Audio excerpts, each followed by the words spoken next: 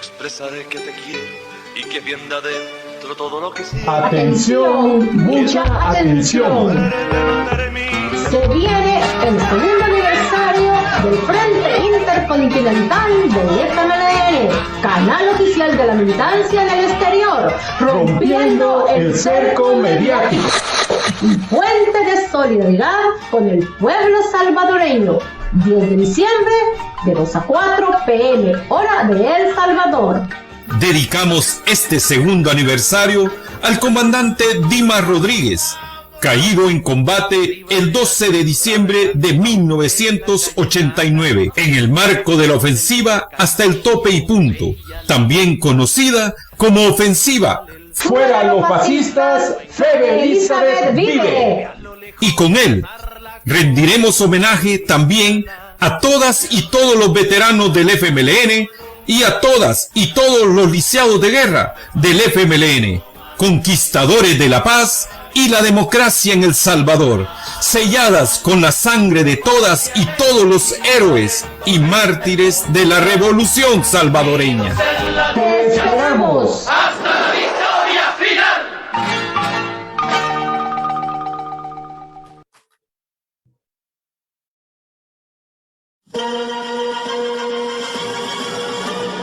Este es el Frente Intercontinental del FMLN y canal oficial de la militancia en el exterior, rompiendo el cerco mediático y puente de solidaridad internacional con el pueblo salvadoreño. Enviamos un fraternal saludo a toda la militancia del FMLN en el exterior, así como al interior de nuestro querido país, a todos los colectivos del Frente Intercontinental del FMLN en El Salvador, Canadá, los Estados Unidos, Europa y Australia. También un fraternal saludo a todas y todos los salvadoreños en el exterior y a todas y todos los que nos siguen y comparten nuestras transmisiones en cualquier parte del mundo. Comenzamos.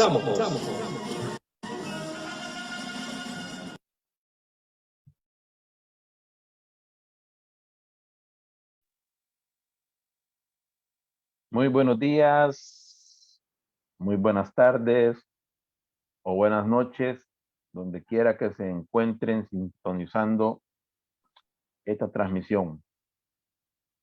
Le damos la más calurosa bienvenida a este programa organizado por el Frente Intercontinental del FMLN, canal oficial de la militancia en el exterior, rompiendo el cerco mediático y puente con la solidaridad internacional con el pueblo salvadoreño. Mi nombre es Carlos Cardona, del colectivo digital de Europa, siempre dentro del Frente Intercontinental del FMLN. Me acompaña Luis Alberto García, presidente de la Asociación Apostólica por la Vida y por la Paz, y le vamos a pedir que se presente y presente en qué consiste la asociación que se abrevia como ASAVIPAS. Adelante, Luis. Muy buenos días o buenas tardes, buenas noches, ¿verdad? A todos y todas aquellos que nos escuchan en este sábado, ¿verdad?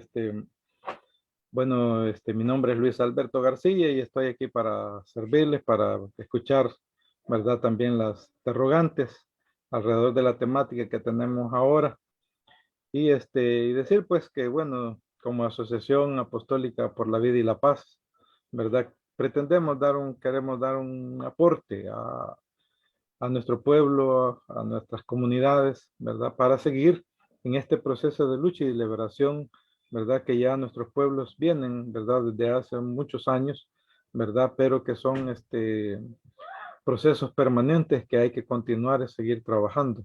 En ese sentido, pues, la Asociación Apostólica por la Vida y la Paz solo es un pequeño granito de maíz, de mostaza, ¿verdad? En medio, ¿verdad? De la realidad y queremos iluminarla, pues, a la luz de la fe, a la luz de nuestros mártires, ¿verdad? Y también, con toda la experiencia, de liberación y de lucha que tiene nuestro pueblo.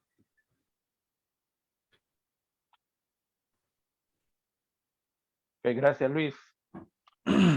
Este es el programa que sábado a sábado estamos llevando a cabo.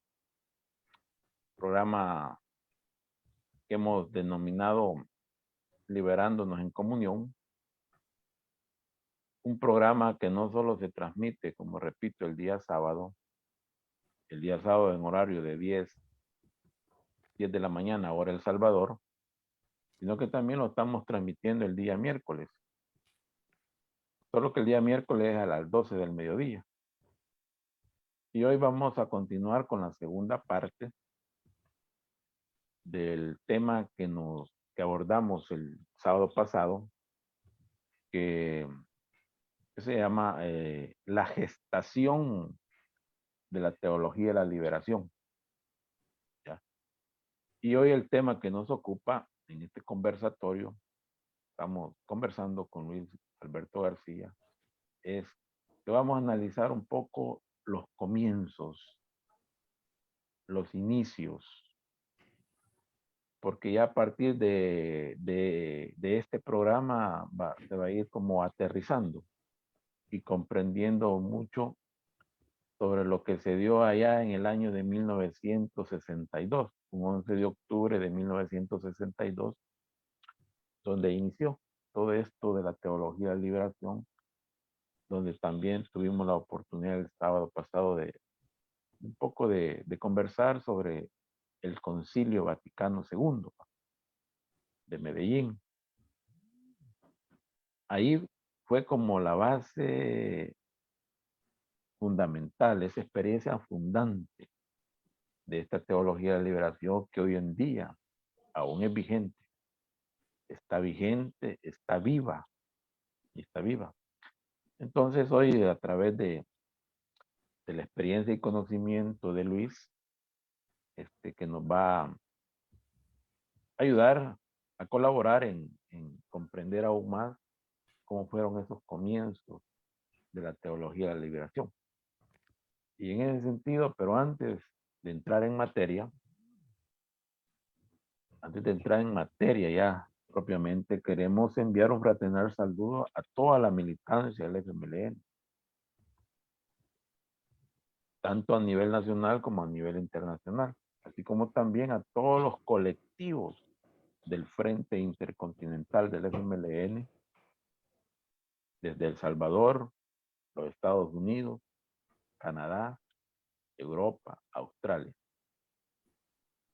También enviamos un fraternal saludo a todos y todos los salvadoreños en el exterior, a esa comunidad salvadoreña en el exterior, a todos y todos los que nos siguen, nos están siguiendo a partir de este programa y comparten nuestras transmisiones en cualquier parte del mundo. Un abrazo en la distancia para nuestros veteranos y veteranos de guerra del FMLN, los que están ahorita presentes físicamente, pero también dedicamos este programa a todas personas, aquellas personas, hombres y mujeres, que cayeron en combate, pero que también este día y muchos programas más y en cualquier proceso de lucha que iniciemos, siempre van a estar con nosotros espiritualmente. Así que este programa lo vamos a seguir dedicando a ellos y a ellas. Entonces, ya entrando en materia, Luis, y como este día vamos a abordar el tema de los comienzos de la teología de la liberación, se me viene a la mente una pregunta muy fundamental. Y como dije al inicio, vamos a tomar de referencia el Concilio Vaticano II. Y en ese sentido, la pregunta va de esta forma. ¿Por qué la reforma de la Iglesia Universal? Fíjense bien, ¿por qué la reforma de la Iglesia Universal moderna, actualizada en aquel entonces, y sobre todo promovida por el Concilio Vaticano II, tuvo una especial acogida y aplicación en América Latina? ¿por qué no fue a nivel mundial?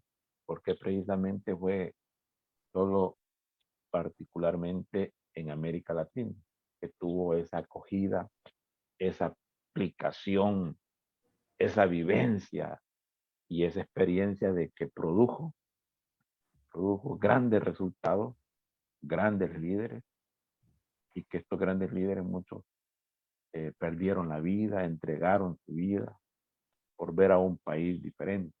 Entonces, esa es la pregunta que nos viene para comenzar, insisto, y analizar los comienzos de la teología y la liberación. Así que adelante, Luis. Bueno, quizás, Carlos, antes de contestarte esta pregunta que es, hay que profundizarla bastante. Quisiera también yo, a manera de introducción, quizás, reflexionar el porqué, digamos, de ver esta temática, digamos, el día, este día, ¿verdad? Y de dónde tiene la importancia, digamos, también la teología y la liberación. Y quisiera remitirme a un pequeño texto, ¿verdad? Del padre John Sobrino, ¿verdad? El sacerdote español nacionalizado salvadoreño, y que en un documento sobre los mártires y la teología y la liberación, él hace referencia, ¿verdad?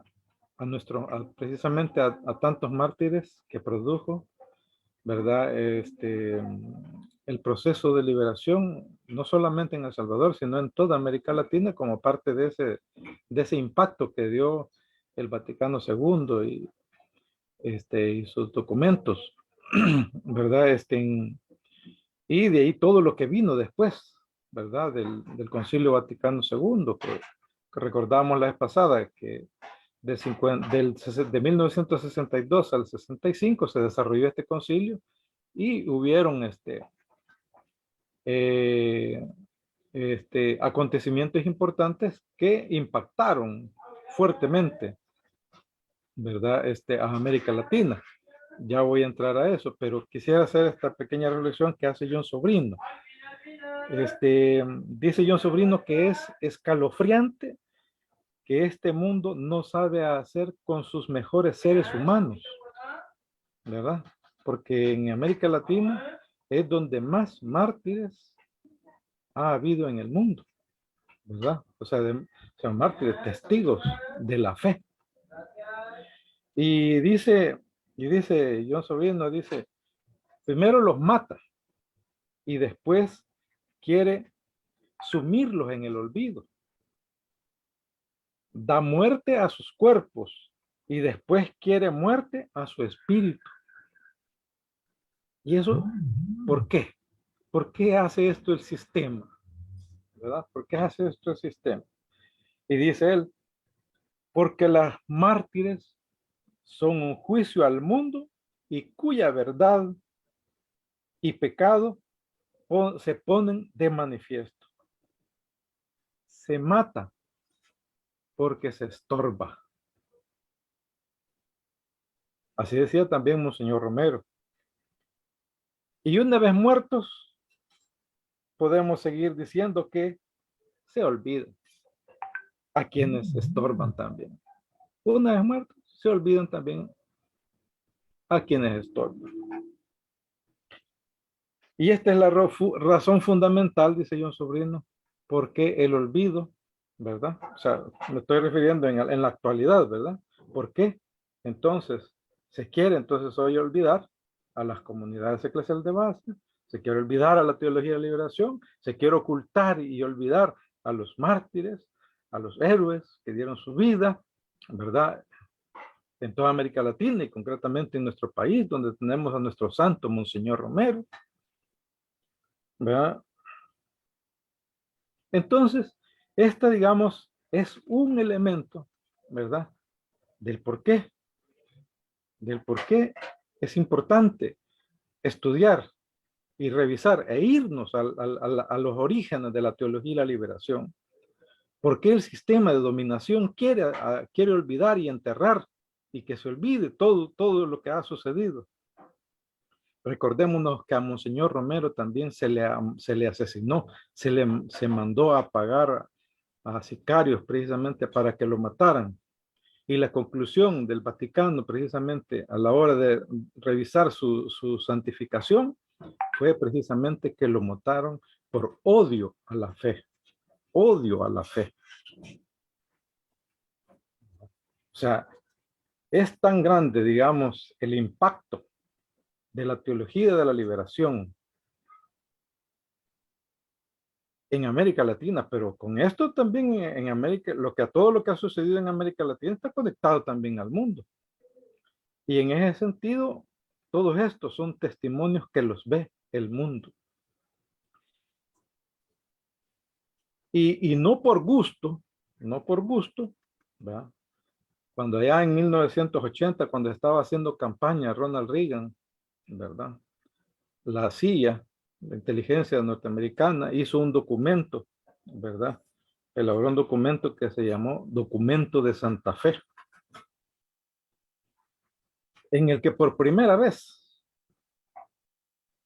se incluyó a la teología de la liberación como objetivo a ser combatido desde la doctrina de la seguridad nacional de Estados Unidos. En conclusión, podemos decir que estos elementos que he dicho ahorita, ¿verdad?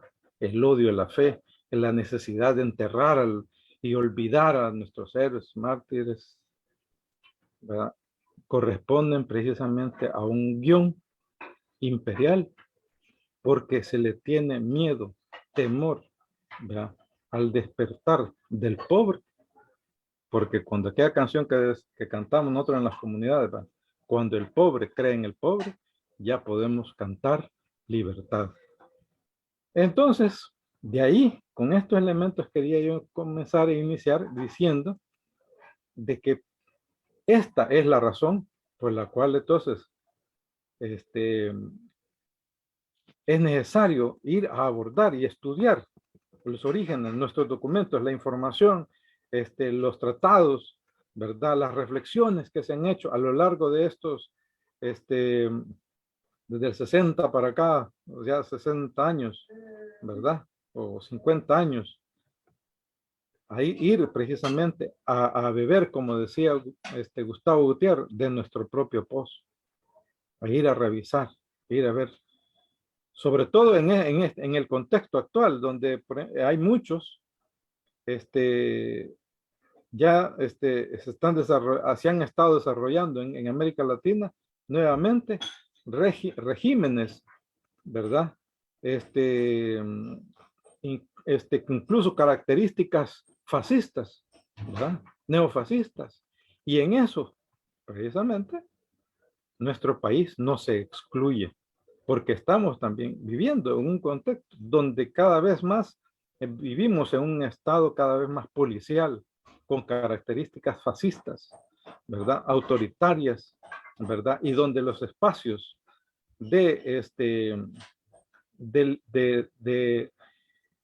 libertades y los espacios precisamente para que el desarrollo de los pobres y de la humanidad se desarrolle en ese sentido, ¿verdad? En ese sentido, es necesario que vayamos de nuevo a beber de nuestro propio pozo, de nuestra experiencia, de la teología de la liberación, de las comunidades eclesiales de base, a beber de la experiencia de nuestros mártires, porque ahí está la verdad, porque ahí esa verdad que se quiere ocultar se encuentra precisamente ahí.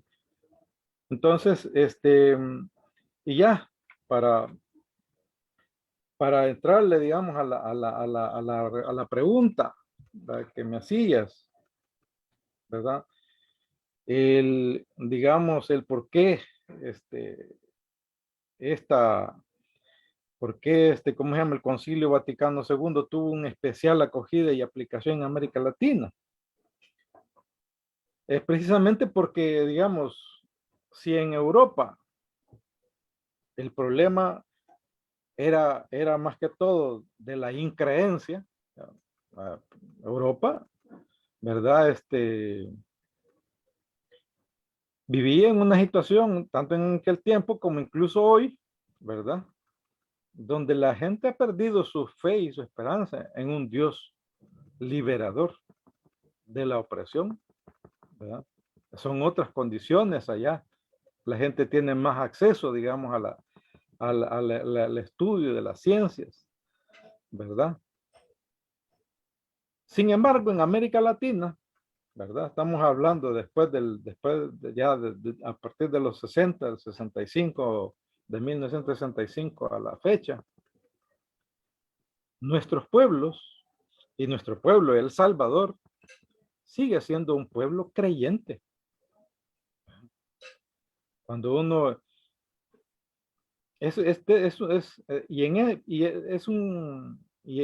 también una contradicción, ¿verdad?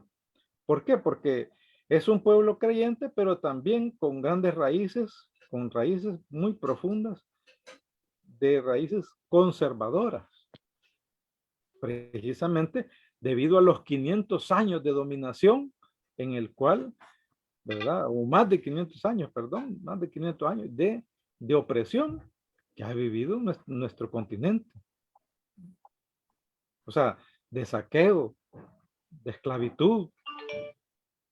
En ese sentido, pero sus raíces, digamos, de creer en Dios, ¿verdad? Es eminentemente, digamos, es una realidad que no la podemos ocultar para nuestro continente. Y en nuestro país, mucho menos, en El Salvador. Nuestro pueblo, cuando uno ve los estudios de las estadísticas, de las encuestas que hacen todas las academias o instituciones, ¿verdad? Aparece ahí que nuestro pueblo es altamente creyente. Y por lo tanto,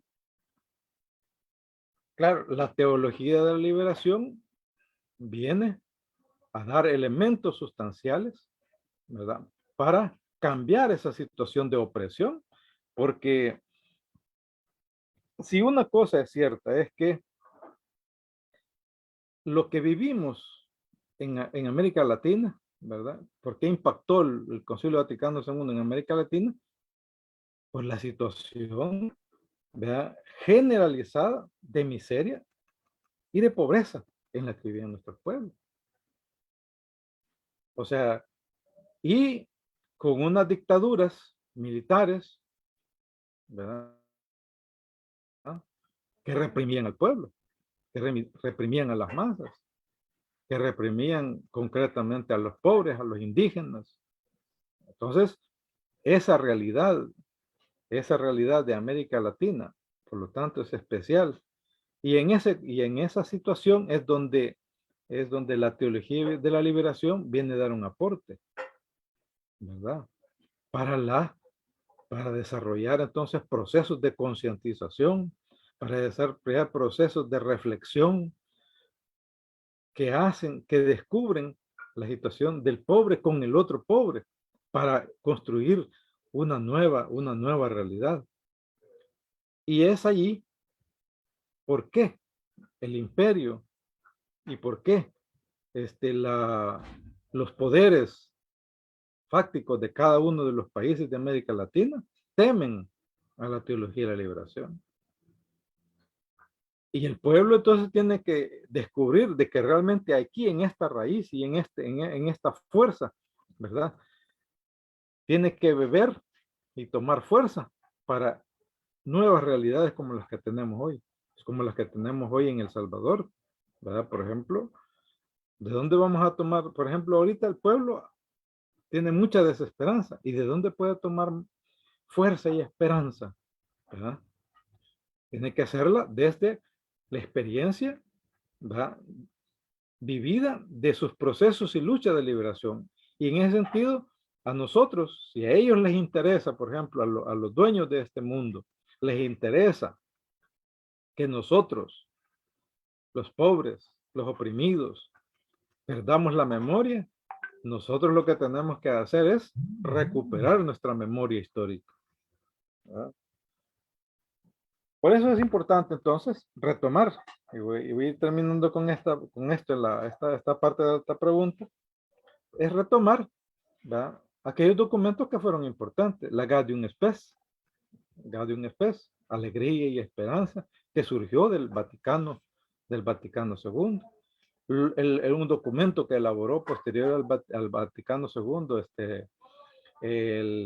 ¿cómo se llama? Pablo VI, ¿verdad? Populorum Progressum, el desarrollo o progreso de los pueblos, importantísimo, porque de ahí se enmarca de que cómo va a haber, digamos, una santificación de Dios en el ser humano si no es a partir de su desarrollo económico, social, político, ¿verdad?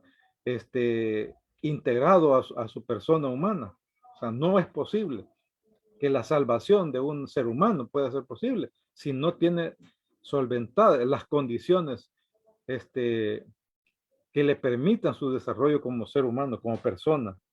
Hay que retomar entonces a partir de todo esto que surgió, lo mismo, por ejemplo, de lo que sucedió después en América Latina con Medellín en 1968, ¿verdad? Lo mismo en Puebla, ¿verdad?, donde se retoman aspectos importantísimos como la opción preferencial por los pobres, ¿verdad? O sea, Medellín y Puebla fueron documentos que tenemos que entonces ahora retomar, recuperar para la reflexión en este sentido, de la clase trabajadora, de los pobres de América Latina, para seguir empujando, digamos, nuestros procesos de liberación. Es importante aquí también, ¿verdad?, el desarrollo de todo lo que se dio después del Vaticano II, los centros de estudios, todas las orientaciones que se establecieron, digamos, después de la segunda conferencia episcopal latinoamericana, después de Medellín, donde en Medellín, donde el Papa Pablo VI visitaba por primera vez, un Papa que visitaba a América Latina. Fue la primera vez que un Papa venía aquí a este continente, y eso también le dio importancia a esta reforma, digamos, a esta actualización de la iglesia, ¿verdad?, para América Latina. O sea, podemos decir que se instituyó, ¿verdad?, todos estos aportes, ¿verdad? Eso fue el 22 de agosto de 1968 en Medellín, ¿verdad? Luego hay que retomar también de que aquí hay una serie de teólogos y pastores evangélicos que dieron también sus aportes, sus reflexiones, sus documentos.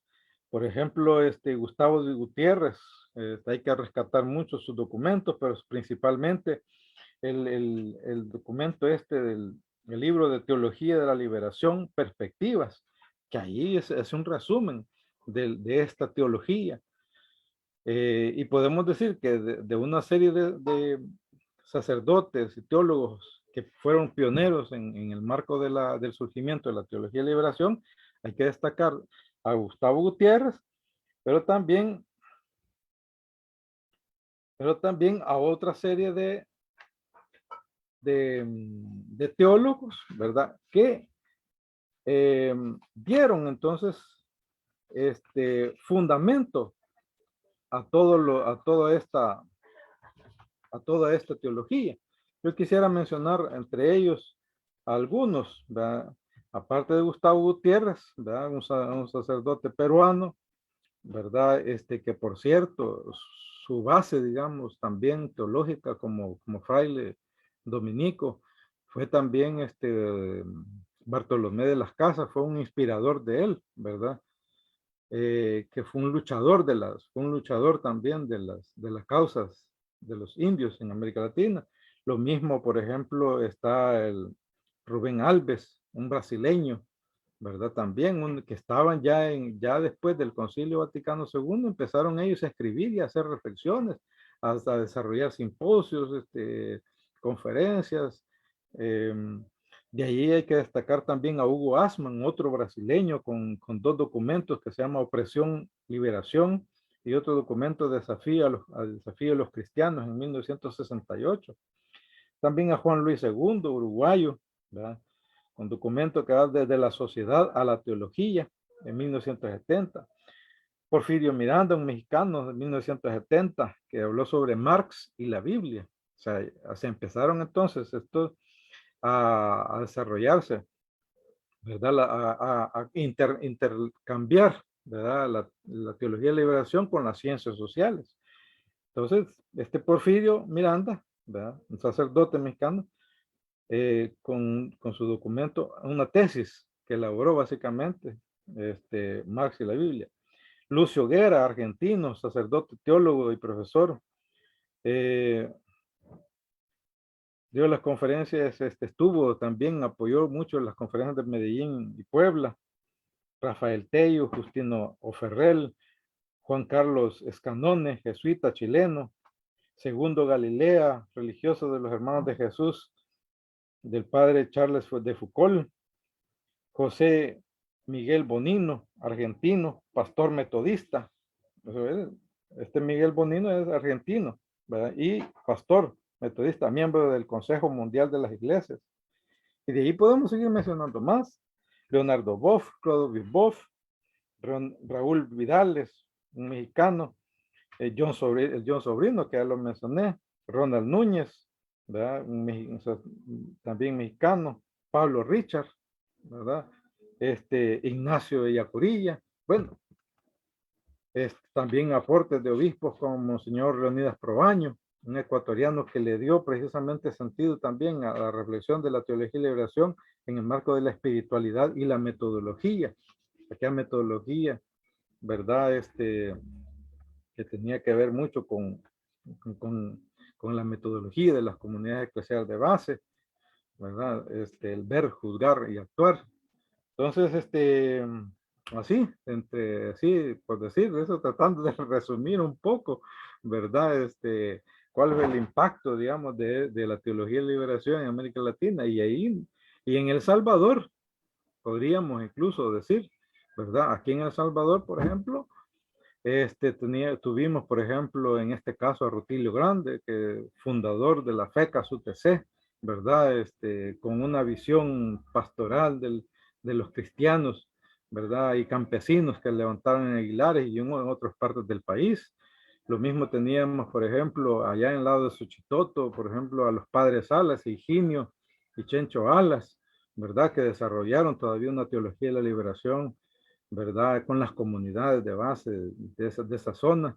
Lo mismo aquí en la zona urbana, por ejemplo, con el padre Rogelio Poncel. Aquí vinieron 10 sacerdotes belgas que vinieron precisamente a contribuir, ¿verdad? En el marco de esa teología. Yo personalmente, desde mi infancia, me incorporé a la comunidad eclesial de base de la Sacamil, donde allí aprendí, ¿verdad? Mucho de esto, del compromiso y la espiritualidad y el compromiso, digamos, por las causas de los pobres y asumir también, ¿verdad? Esa espiritualidad, asumir esa espiritualidad, porque eso también, esto es una opción de vida, ¿verdad?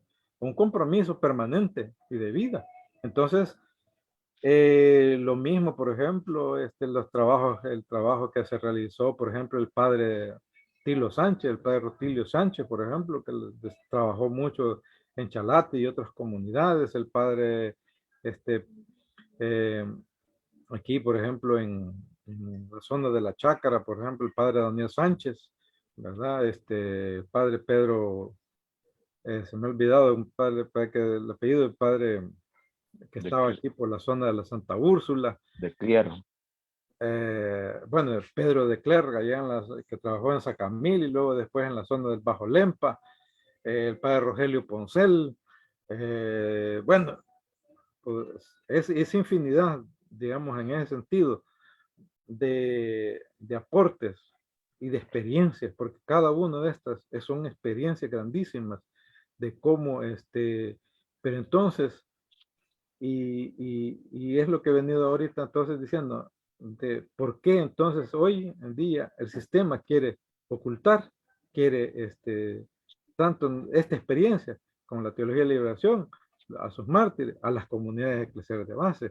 Por ejemplo, aquí en El Salvador desarrollamos tanto en trabajos en parroquias, la experiencia de comunidades de base, como también las comunidades de base que se desarrollaron a través de redes de comunidades, por ejemplo, y que son los que han estado después de la guerra, tratando de recuperar la memoria de estos mártires, como por ejemplo en la red de comunidades, Monseñor Romero en La Libertad, también la comunidad, la red de comunidades de base, que por cierto les mando un saludo a todos ellos, si me escuchan, la red de comunidades de base de ¿cómo se llama? Padre Octavio Ortiz en Cacaopera, Morazán, la red de comunidades de base Padre Rafael Palacios aquí en la Libertad, la zona de Santa Tecla, las comunidades rurales de Santa Tecla, la red de comunidades de base Estefanía Flores y Odilon Novoa en San Salvador, y así otra serie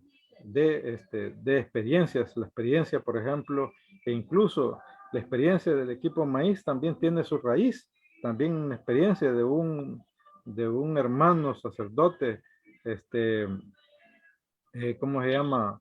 Fundador precisamente del equipo Maíz, pero que también se desarrolló en una serie de experiencias de comunidades, acá en el lado de Soyapango, así, en fin, es de irnos, o sea, quizás todo lo que estoy planteando es como de irnos a recuperar, ¿verdad? El desafío que tenemos en la actualidad de ir a recuperar toda esa riqueza espiritual, de compromiso, de lucha, ¿verdad? De reflexión, de práctica, porque la teología, si algo tiene esta teología, a diferencia de las otras teologías, es que esta es una teología de praxis, de práctica permanente. Yo le voy a hacer cena. Bueno, ahí, no sé, dejo por lo menos en este momento esta primera parte. Ok, gracias Luis Alberto. Estamos conversando la segunda parte de ese grandioso tema de la gestación de la teología de liberación, y sobre todo estamos conversando en esta parte esa génesis, de la génesis, y sobre todo de esa reforma de la Iglesia Universal, de esa actualización promovida en el año de 1962. O sea, estamos hablando hace 60 años. Y sobre todo promovida en ese Concilio Vaticano II, donde, como decíamos, y a Luis lo explicaba muy extensamente, y que tuvo la acogida y aplicación en América Latina, tantas instituciones. En ese sentido, Luis, aquí nos hacen una pregunta en el chat, nos ha llegado una pregunta que creemos que es muy importante que tú le des una respuesta de tu experiencia y conocimiento. Y es la pregunta que viene desde la Junta Directiva de la Colonia Miraflores, allá en el barrio San Jacinto, en el distrito 5 del municipio de San Salvador, o sea, de la capital. Ahí está ubicada esta Colonia Miraflores. Y la pregunta en concreta es, ¿cuál es tu opinión de la forma en que el padre César Somarriba aplicó el método de la teología de la liberación en nuestro territorio, o sea, en el territorio de la Colonia Miraflores? No sé si me escuchaste bien la pregunta, no. Luis. Sí, cómo no. Y digo esto porque también tiene mucha relación, porque es lo que vino, es el después Sí. de esa profunda reforma a la iglesia, o sea, de esa profunda actualización que se promovió en el Concilio Vaticano II. Así que ahí está otro sacerdote, el sacerdote Somarriba, también de generales conocidas y que de alguna manera conocemos parte de su experiencia. Así que Luis, para dar respuesta a la pregunta que nos ha llegado desde la Junta Directiva de la Colonia Miraflores. Bueno, sí, Bueno, gracias por la pregunta, porque realmente, como digo, en El Salvador han habido tantas experiencias, ¿verdad? Donde esta teología de liberación, en sus principios, ¿verdad? Se inició como teología del pueblo. Luego después, en Puebla, fue que se fue acuñando ya el tema de ya así ya como la opción preferencial por los pobres.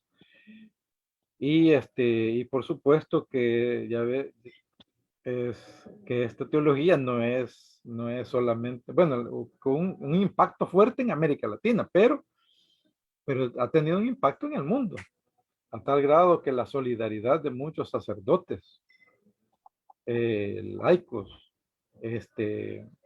religiosos, ¿verdad? Se volcaron hacia América Latina. Entre ellos, como mencioné antes, el padre Pedro de Cleres, 10 sacerdotes belgas que vinieron, que enviados por el obispo de Brujas, ¿verdad? Precisamente en este marco. Y de igual manera, y para responder de manera puntual a la pregunta que me han, en el caso, por ejemplo, también sacerdotes italianos, como el caso del padre César Somariva y el padre Andrés, que se vinieron y se instalaron en la parroquia San Roque, aquí en San Jacinto de San Salvador, en el municipio de San Salvador, en la zona del barrio San Jacinto, en la zona de unas comunidades bastante marginadas y olvidadas. Ojos de Agua.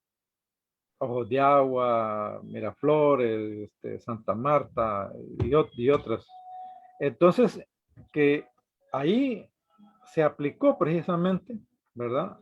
A lo mejor no al igual que la experiencia de otros sacerdotes, ¿verdad? Por ejemplo, o sea, podemos decir por ejemplo, podemos decir que hubieron varias en cada parroquia donde se implementó estos contenidos de la teología de liberación,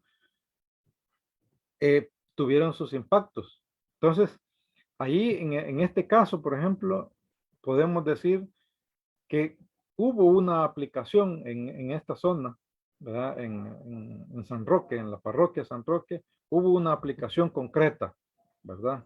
En donde se aplicó precisamente el método de la teología de liberación. Ahí, pero claro, el lenguaje entre unos y otros se modificaba, cambiaba, así como, por ejemplo, comunidades eclesiales de base tiene sus matices, digamos, unos le llaman las pequeñas comunidades, otros le llaman las comunidades ecuménicas de base, otros le llaman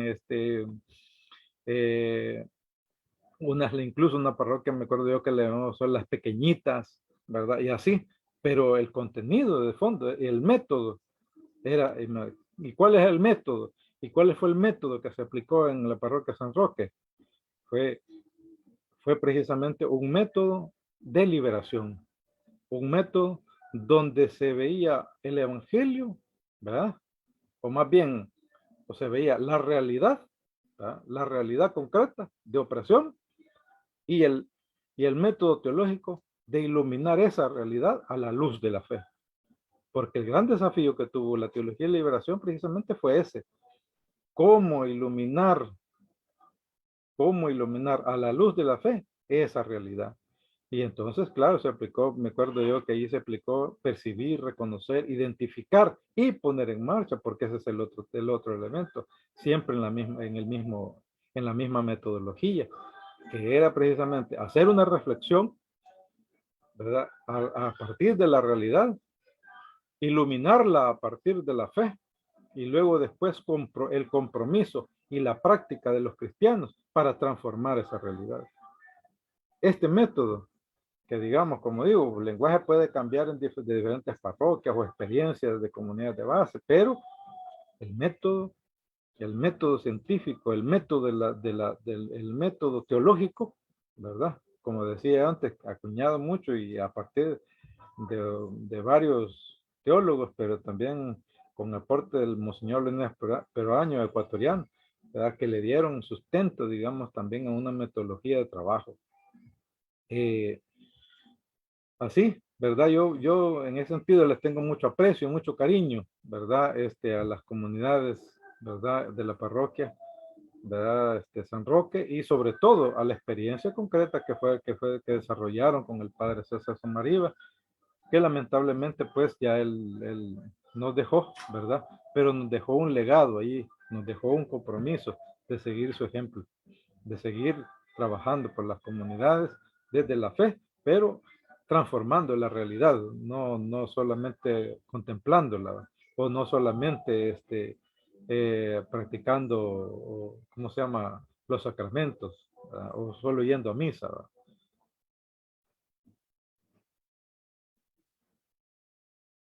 Gracias, Luis. El tiempo nos está comiendo y al menos todavía tenemos una pregunta que tú ya la mencionabas, pero quisiéramos que la desarrollaras. Pero antes voy a dar lectura a unos mensajes que está llegando de la audiencia, que son muy importantes también para nosotros.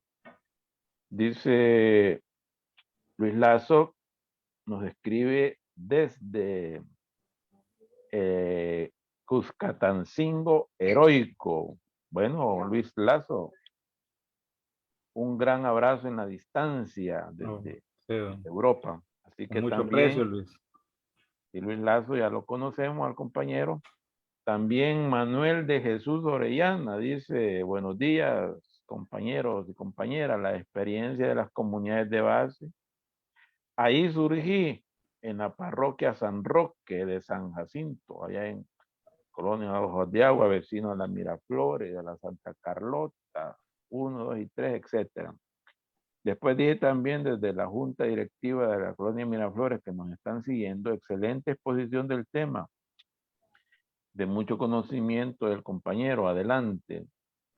Juan José Ángel dice, en pie de lucha, rompiendo el cerco mediático con el Frente Intercontinental del FMLN. Otra vez la Junta Directiva de la Colonia Miraflores dice, gracias por la respuesta, excelente. Me atrevo a otra pregunta. Bueno, la vamos a leer, para eso estamos acá. Relación partido FMLN, pueblo religioso cristiano, dice. ¿Qué debe hacer el partido FMLN para mejorar esta relación? Uy, una pregunta muy interesante. Muy buena, muy buena. Muy buena, interesante. Samuel Alexander Martínez, saludos compañeros. Y así sucesivamente. Bueno, está esa pregunta, pero también antes de entrar a esa pregunta le vamos a dar el tiempo, no te preocupes. Así que porque aquí la audiencia es la que manda. Si no, de todo eso nos debemos y porque estamos rompiendo ese cerco mediático y somos el Frente Intercontinental del FMLN. Y estamos conversando con Luis Alberto García, presidente de la Asociación Apostólica por la Vida y por la Paz. Y en ese sentido le voy a pedir a Luis que nos haga, bueno, aquí un resumen, porque desarrollar todo esto, porque es bien fundamental que lo conozcamos. A partir de la experiencia y conocimiento que tiene Luis. La pregunta es para poder resumir de manera muy práctica, así, vivencial, la espiritualidad, o sea, esa parte puramente, el alma, podría yo decir, el alma, la razón de ser, lo que tú decías, esa concepción de vida, pero de manera de la práctica, la espiritualidad inherente, o sea, que forma parte de la teología del Leverón y qué elementos podrías considerar tú para poder explicar de esa manera, o resumir, mejor dicho, de esa manera práctica la espiritualidad, así brevemente, y después le vamos a dar paso a la pregunta que nos enviaron desde allá de la Colonia Miraflores, desde esa junta directiva, muy activa, por cierto, muy activa. Así que, Luis, ¿qué elementos podrías considerar tú entonces para poder explicar de esa manera práctica, vivencial, la espiritualidad de la teología de la liberación? Bueno, aquí hay varios elementos que podríamos considerar y que precisamente surgen todos de Medellín, Puebla, de todas las reflexiones, toda la documentación de los teólogos de América Latina, de la praxis concreta de tantos hermanos sacerdotes, como digo, pero no solamente sacerdotes, religiosas y laicos comprometidos. Aquí en El Salvador tenemos un laico muy conocido, que es Odilon Novoa, miembro de las comunidades eclesiales de base, comprometido no solamente en la espiritualidad, no solamente en el tema eclesial o pastoral, sino en la lucha política concreta, ¿verdad? Partidaria, ¿verdad? Pero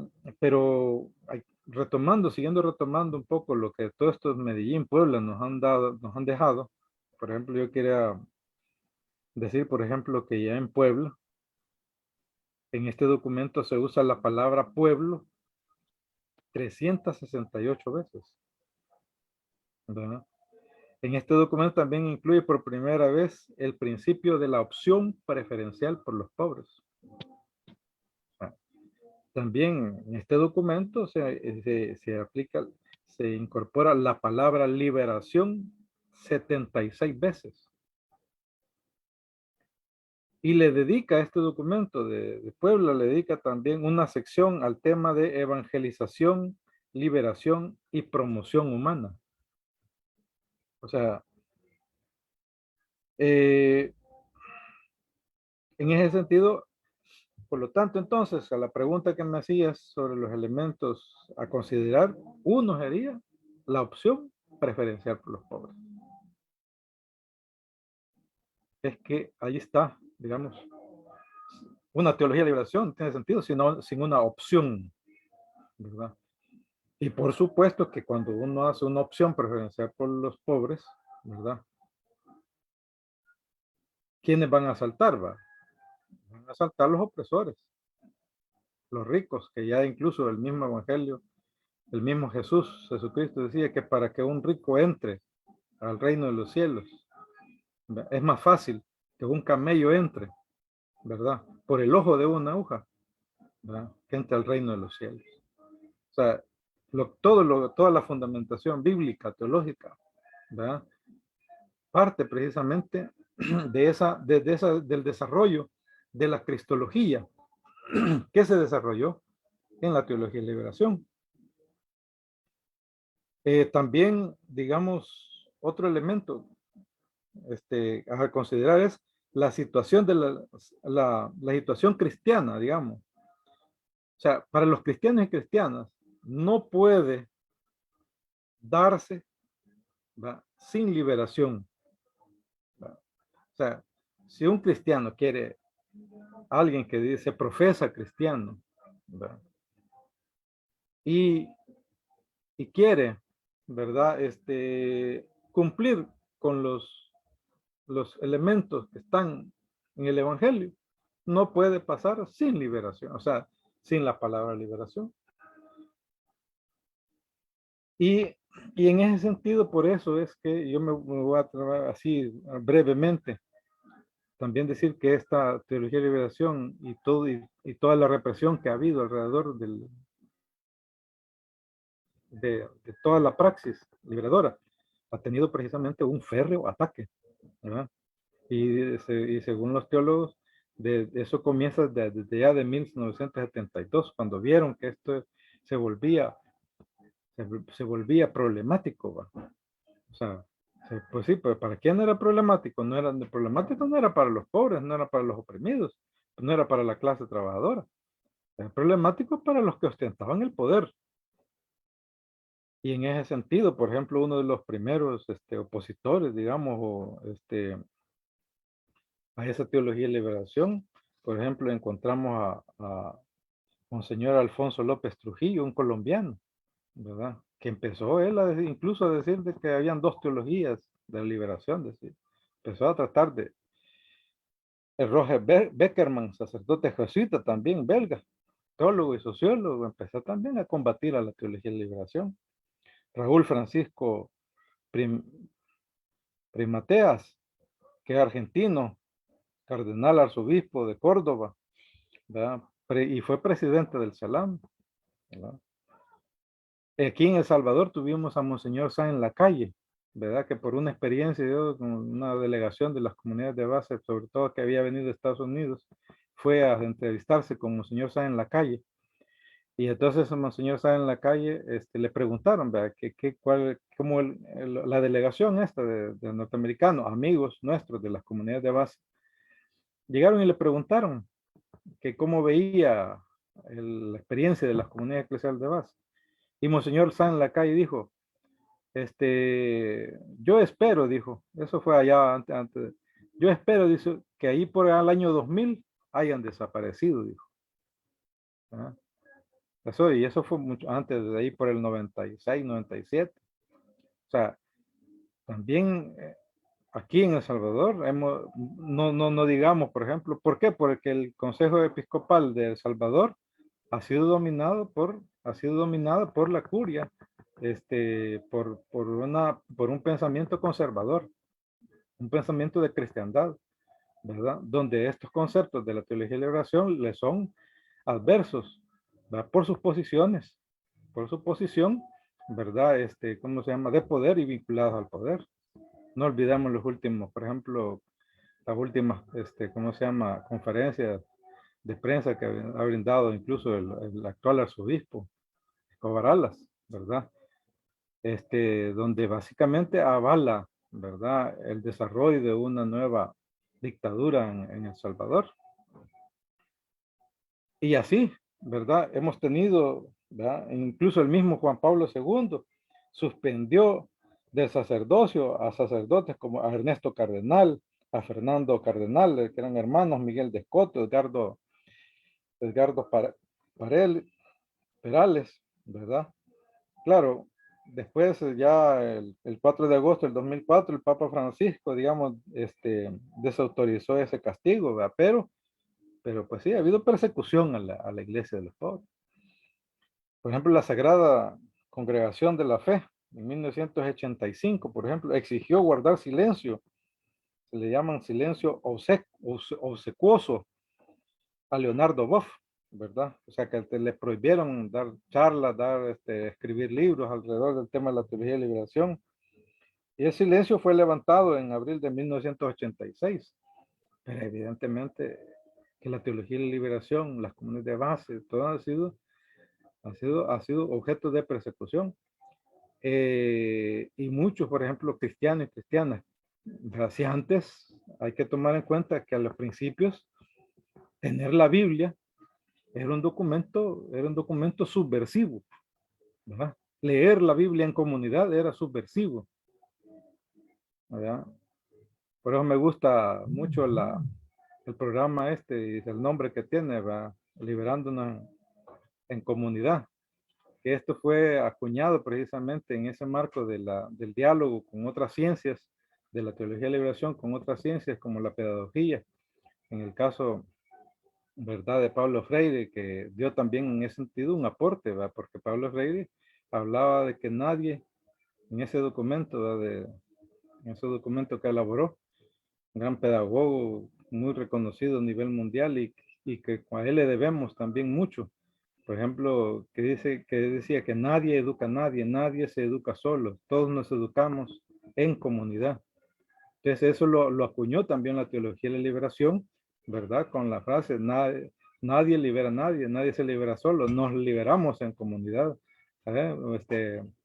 Rutilio Grande pues lo retomó en aquella mesa, ¿verdad? O sea, una mesa común para todos. Y así sucesivamente. Entonces, así, estos son parte de los elementos, ¿verdad? La educación popular, ¿verdad? Como elemento fundamental, ¿verdad? Eso que me estás preguntando, la espiritualidad de liberación exige hombres y mujeres nuevos, ¿verdad? O sea, y allí entonces, acordémonos también que esto es acuñado también por el Che Guevara, ¿verdad? O sea, y ¿cómo se llama? Y claro, desde la teología de la liberación, ese hombre nuevo, ¿verdad? Ese hombre nuevo es Jesús. Y en ese Jesús de Nazaret, ¿verdad? Porque nos vamos a la cristología también, ese Jesús de Nazaret que vivió, ¿verdad? Desarrolló toda una pastoral, digamos, de liberación y que por consecuencia fue asesinado por los poderes de aquel tiempo. Otro elemento que podríamos tomar también la liberación como toma de conciencia ante la realidad de la necesidad de eliminar la explotación. O sea que no se puede también, en ese sentido, la teología de la liberación tiene como elemento sustancial esa toma de conciencia. Pero esa toma de conciencia es a partir de la realidad misma. O sea, no de otra realidad fuera de aquí, no la realidad virtual, no la realidad de los ídolos que nos presenta este mundo, sino de la realidad concreta de opresión y sobre todo de esa realidad de explotación que vive nuestra clase trabajadora. En ese sentido, ¿verdad? Este otro elemento es fundamental. Por esto es que entonces, y quizás por el tiempo, voy a ir también contestando la pregunta que me hacían de Miraflores, ¿verdad? La directiva comunal de Miraflores, que en este sentido el compromiso político es el compromiso en ese sentido partido y el compromiso también político es una opción, ¿verdad? No solamente de vivir una espiritualidad comprometida con la causa de los explotados, de los oprimidos y de los pobres concretamente, que ahí se encarna, digamos, la imagen de Dios, sino que también esto te lleva a la necesidad de transformar la realidad política de tu país. Claro que entonces en esta lógica no todos los partidos se van a tomar. No todos los partidos van a tomar parte, ¿verdad? Solo aquellos partidos, o más bien en El Salvador, por ejemplo, el único partido que hasta por el momento existe que retoma precisamente ese compromiso con la clase trabajadora, ¿verdad? Es el FMLN. Y claro, pero eso implica que debe de haber un diálogo, ¿verdad? Porque debe de haber un diálogo entre cristianos y dirigentes en este sentido del partido, ¿verdad? Porque en ese diálogo deben de haber acuerdos fundamentales, pero si se tiene una visión, ¿verdad? Donde los cristianos no tenemos parte también en el proceso de liberación de nuestro pueblo y entonces solo porque a partir de aquel postulado de que el Estado es laico, entonces, y donde entonces queda o ha quedado, ¿verdad? En este sentido, para el FMLN, el aporte de los cristianos, ¿verdad? En el proceso de liberación del pueblo salvadoreño. Por eso digo, en esta parte debe haber un diálogo, ¿verdad? Pero debe ser un diálogo fraterno, ¿verdad? Un diálogo sincero, ¿verdad? Y claro, eso también es parte del proceso, porque en esto, ¿verdad? El compromiso, digamos, yo en el programa pasado mencionaba, ¿verdad? De que para los cristianos podemos nosotros vivir una vida, digamos, comprometida, ¿verdad? Con nuestras comunidades, aportando, teniendo un espíritu de sacrificio, ¿verdad? Sobre la base de nuestra opción, pero también como parte de esa opción, también es el compromiso político, ¿verdad? Luis, y un poco yéndonos al chat y un poco ya estamos todo el tiempo, que también ante la pregunta que hacían, ¿va? Relación partido FMLN, pueblo religioso cristiano, que debe hacer el partido para mejorar esta relación. El FMLN es pueblo, por lo tanto el partido somos todos y todas, los que estamos comprometidos y comprometidas por la liberación de la opresión. Y también nuestro deber es pasar ante el elemento que tú mencionabas, el primer elemento, para poder explicar y entender el tema de la espiritualidad, de la teología de la liberación. También dicen acá, nuestro deber es pasar de la opción preferencial por los pobres a la obligación preferencial y compromiso con los pobres. Eso es lo que se está acuñando hoy en día, en la actualidad, y que lo he escuchado ya repetidamente. Bueno, el tiempo es oro y ya el tiempo también de transmisión.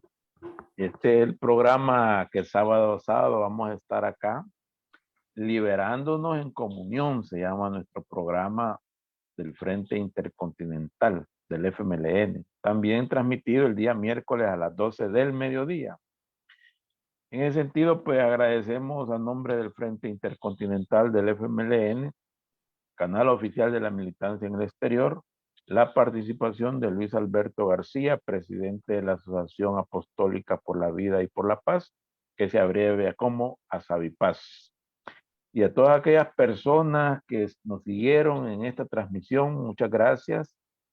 Les invitamos a que continúen siguiendo este programa y todos los programas que tenemos durante toda la semana.